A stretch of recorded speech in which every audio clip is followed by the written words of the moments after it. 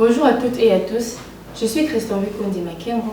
Nous sommes sur RT Diamond dans votre émission Je vais savoir. Nous sommes sur plateau avec l'un de nos pasteurs. Bonjour pasteur.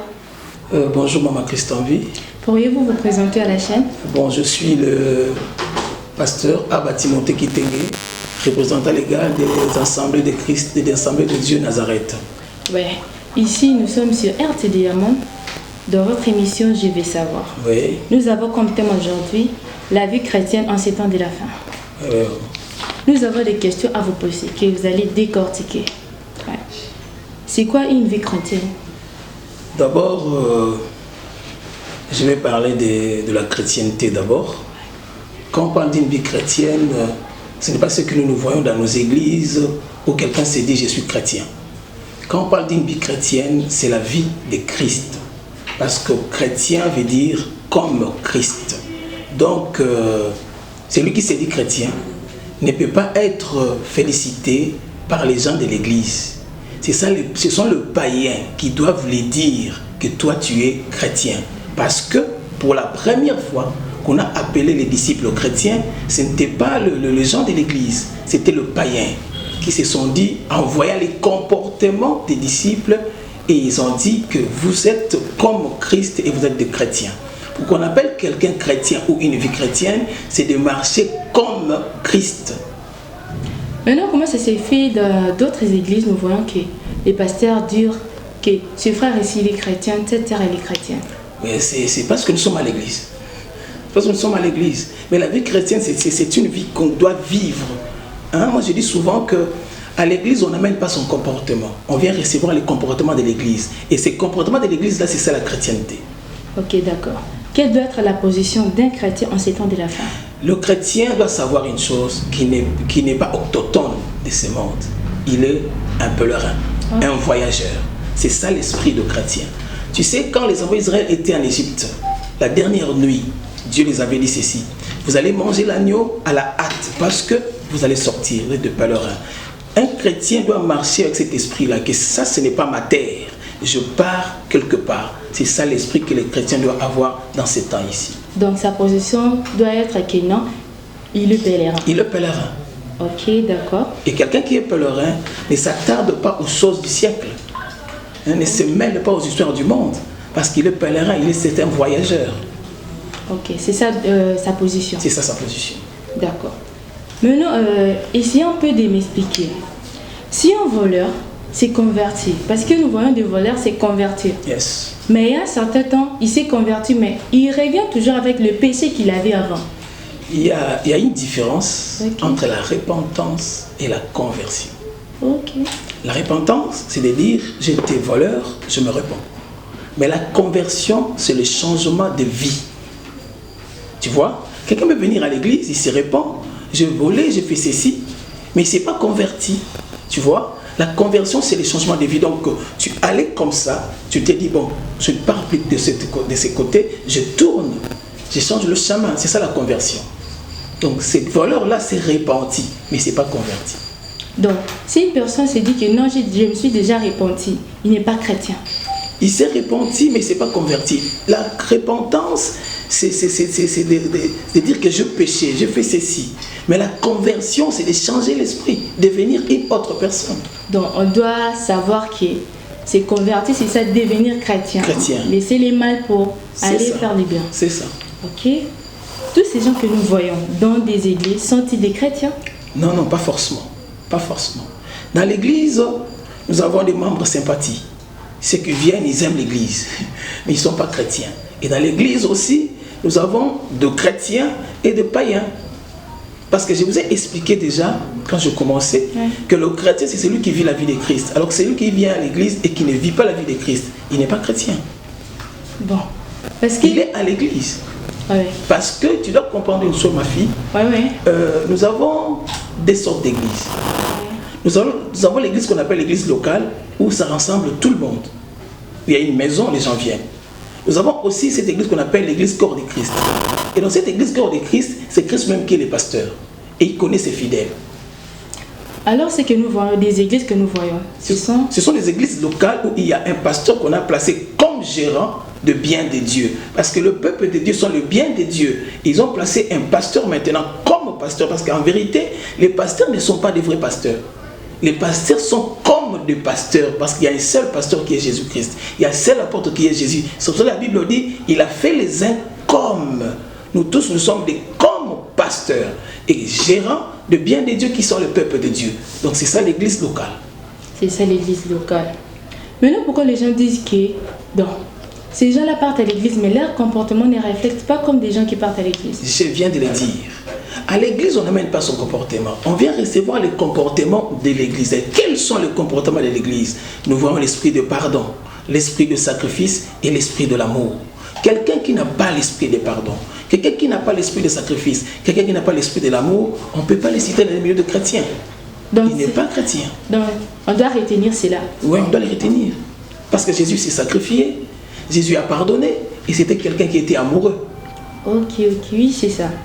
Quels sont les signes du temps de la fin qui décrit que non, on a un changement? Nous sommes maintenant en temps de la fin. Oh, j'aime ça, j'aime ça. Des fois, je pleure.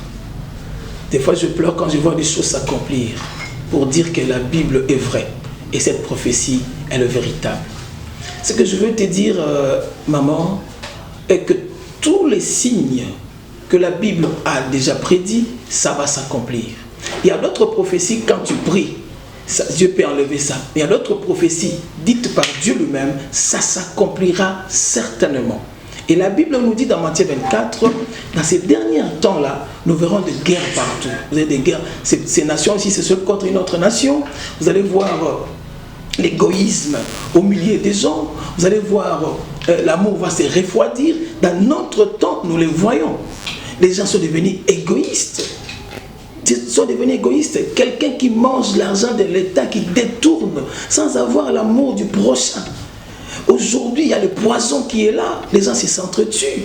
Les gens n'ont pas le vrai amour. L'amour s'est refroidi. L'esprit qui partageait, l'esprit de l'hospitalité a quitté même l'église, a quitté même le peuple. Les gens sont devenus des sanguinaires.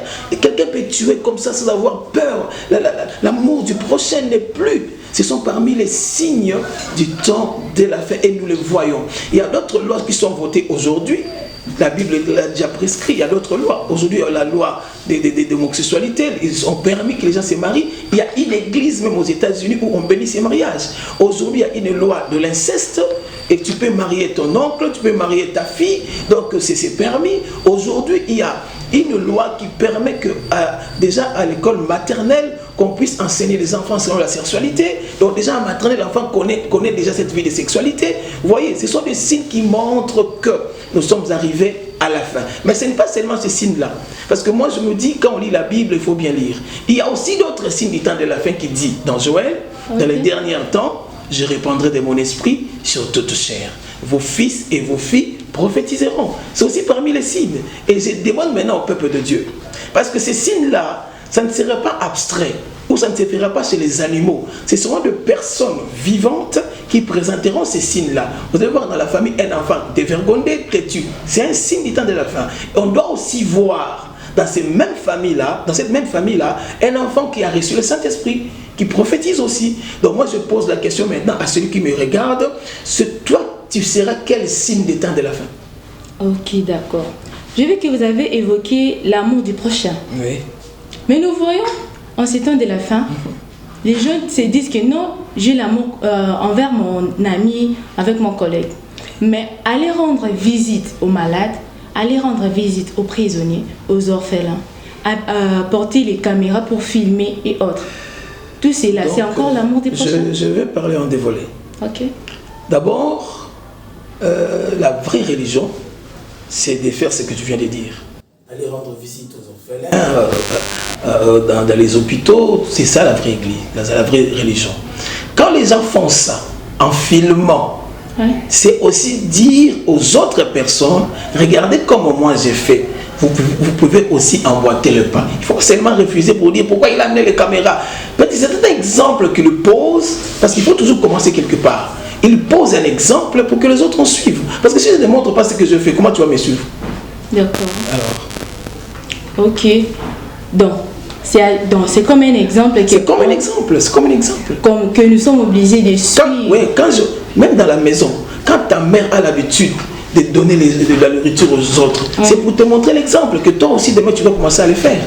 Alors pour ces gens-là qui prient en filmant encore, faire sortir de mauvais démons dans les corps des gens en filmant, chasser les gens dans des églises en filmant. Bon, je vais m'expliquer. Ok. Jésus a fait des miracles spectaculaires. Il y a d'autres miracles qu'il a dit, ne dites à personne. Il y a d'autres, il a dit, il chasse les démons, tous les gens voient et l'histoire part. Pourquoi nous filmons? Moi, c'est une église locale.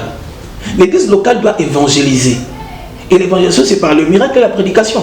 Donc on doit filmer, mettre sur la télé pour que toi tu puisses comprendre que dans l'église des Abba là-bas, il y a des gens qui sont guéris. C'est la manière d'évangéliser. Nous ne sommes pas l'église primitive. Nous sommes à l'église finitive. Il y a des choses, il y a des caméras, il y a des vidéos, on doit filmer. Comment tu veux savoir que moi je prêche bien si je ne filme pas? Et dans la prédication, il y a le miracle. Dieu ne tarde pas quand il y a son nom. Hein. Quand on parle de son nom, il vient faire les miracles. Comment on peut empêcher ça? C'est normal. Dans la chrétienté, on nous dit qu'il faut accepter la personne comme il est, comme il veut être. Maintenant, prenons quand des gens qui sont des gays, des incestes, des gens qui vivent l'inceste, des gens qui se marient dans les homosexuels et autres. D'abord, l'église ne dit pas qu'il faut accepter les gens comme ils sont. Dans l'église, on vient métamorphoser la personne. Quand on dit la conversion, ça veut dire il avait une mauvaise vie, il doit changer. Tu vois, les gays, les incestes, on a besoin d'eux à l'église pour qu'ils écoutent la parole et qu'ils changent de vie.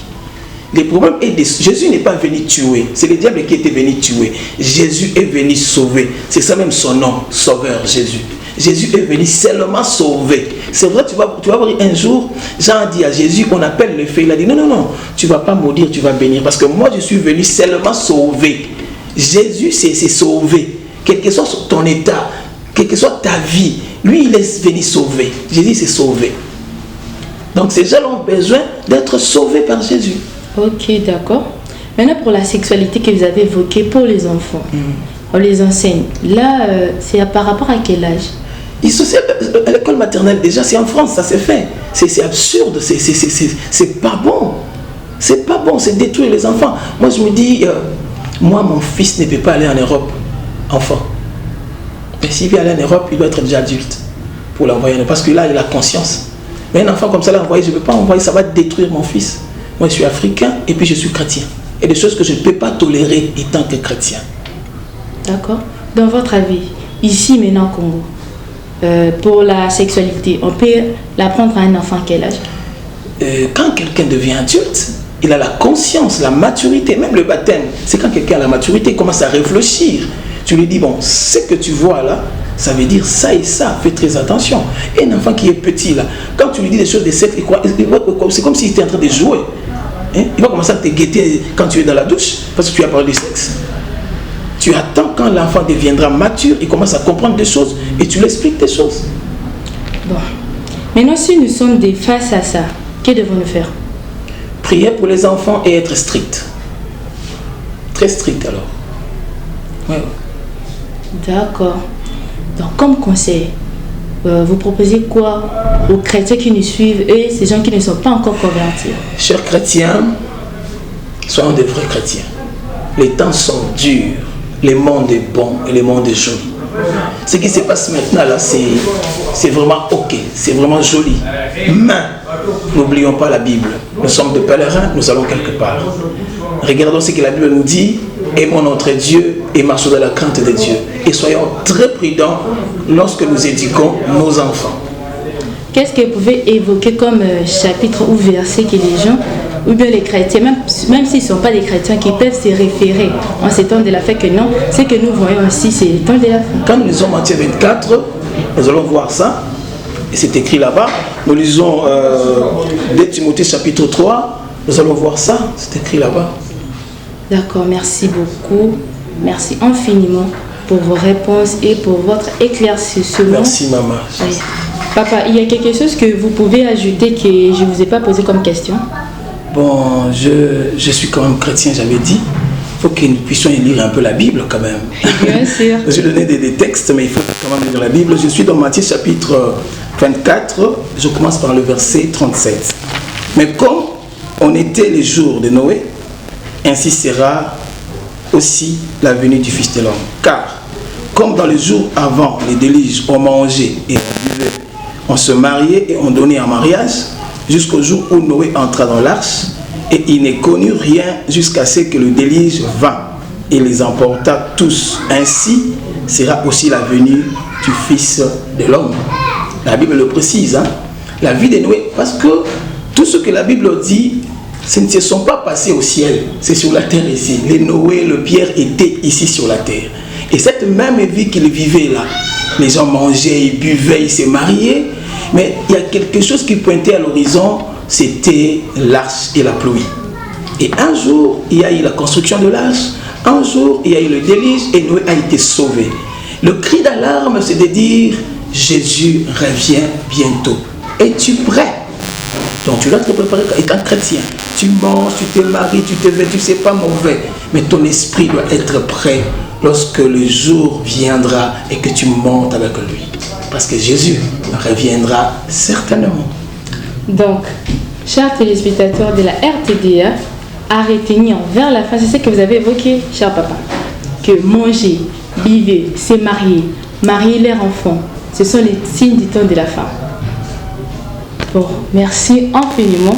On vous remercie vraiment, très cher pasteur. C'est moi qui vous remercie, la RTDA, que Dieu bénisse son propriétaire, le pasteur, qu'il soit vraiment béni, que la grâce de Dieu repose sur lui, parce que ça là, c'est pour bénir l'église. Là où il est, je le bénis vraiment au nom de Jésus.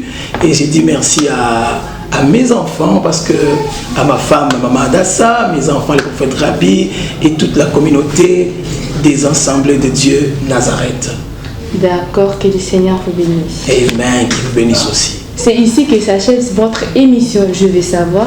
C'était moi, votre présentatrice, Christophe Bikondi Makengo. On se retrouve à la prochaine numéro.